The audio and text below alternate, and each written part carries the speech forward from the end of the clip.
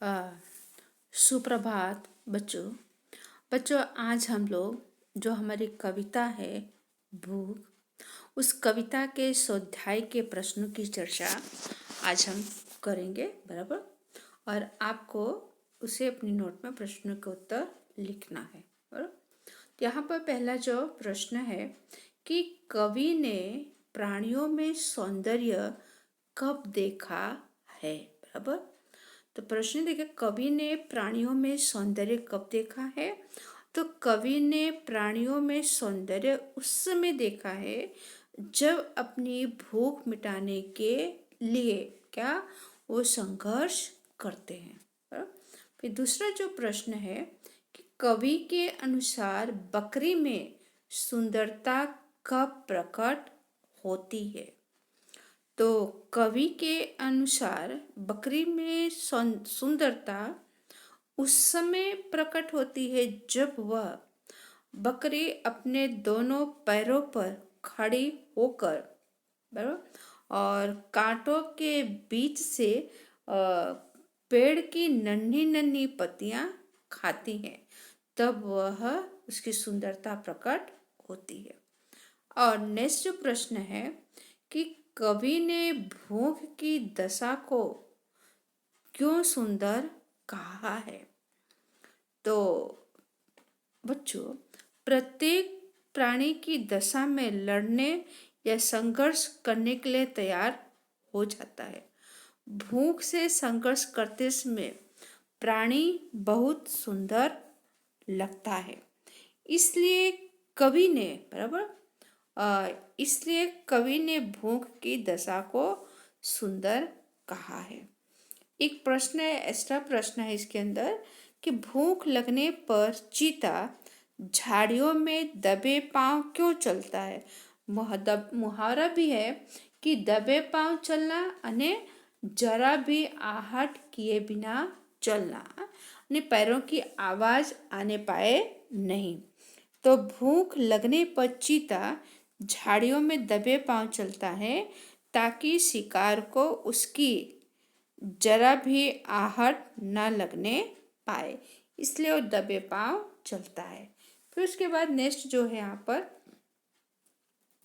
कि हाँ, नेक्स्ट जो प्रश्न है यहाँ पर दिया हुआ है, निम्नलिखित पंक्तियों का भावार्थ लिखिए। पर पंक्ति है, जब भी भूख से लड़ने कोई खड़ा हो जाता है सुंदर दिखने लगता है, बराबर। तो इस पंक्ति का भावार्थ इस तरह से होगा कि कवि कहते हैं कि भूख से छुटकारा पाने का जो रास्ता है वह रास्ता है संघर्ष, बराबर। जब कोई प्राणी भूख से मुक्ति पाने के लिए संघर्ष करता है तो वह बहुत सुंदर दिखाई देने लगता है। तो बच्चों, ऐसे ही बोर्ड में पूछे जाए एक एक वाक्य के प्रश्न, बराबर, तो भी मैं चर्चा कर दे रही हूँ और आपको पीडीएफ में उसे भेजूंगी, तो आप उसे अपनी नोट में लिख डालेंगे। जैसे प्रश्न है कि भूख से लड़ता हुआ प्राणी कवि को कैसा दिखता है। तो भूख से लड़ता हुआ प्राणी कवि को सुंदर दिखता है। नेक्स्ट प्रश्न कि भूख लगने पर शिकार पर कौन झपटता है। तो भूख लगने पर शिकार बाज पर झपटता है। तोता फल कैसे खाता है। तो तोता फल कुतर कर खाता है। बकरी कैसी पत्तियां खाती, तो बकरी नन्ही पत्तियां खाती हैं। सांप क्या उठाता है, तो सांप अपना फन उठाता है। फिर नेक्स्ट प्रश्न है कि तोता किस पर उल्टा लटक कर फल खाता है। तो तोता डाल पर उल्टा लटक कर फल खाता है। नेक्स्ट प्रश्न जो है कि कवि को कोई कब सुंदर दिखने लगता है। कि जब वह भूख से लड़ने के लिए खड़ा हो जाता है तो तब वह सुंदर दिखने लगता है। और भूख लगने पर बाज क्या करता है। तो भूख लगने पर बाज जोर से शिकार पर क्या करता है, वो झपटता है, उस पर वो आक्रमण करता है अपने शिकार के लिए। तो बच्चों इतना ही है। फिर उसके बाद आपको ग्रामर पार्ट्स दिया हुआ है, तो ग्रामर पार्ट्स भी आप क्या कर सकते हैं, आप उस पीडीएफ में से देख करके उसको लिख सकते हैं बड़े आराम से, बराबर उसमें लिखा हुआ है।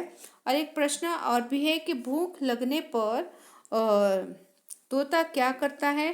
तो भूख लगने पर तोता पेड़ पेड़ की डाल पर उल्टा लटक कर फल कुतरता है। तो वैसे शब्द समूह के लिए एक शब्द दीजिए, व्याकरण विभाग ही है वैसा, बराबर। दिखने में अच्छा, जिसे मतलब कि सुंदर। पेड़ पौधों का समूह झुरमुट, जो पहले आ भी चुका है। छोटे छोटे टुकड़े करना, कुतरना। और भोजन की इच्छा, तो भूख।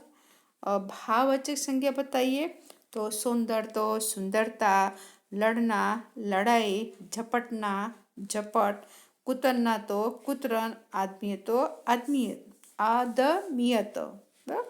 फिर वैसे कर्तवाचक, लड़ना लड़ाकू, खाना तो खाऊ, शिकार शिकारी।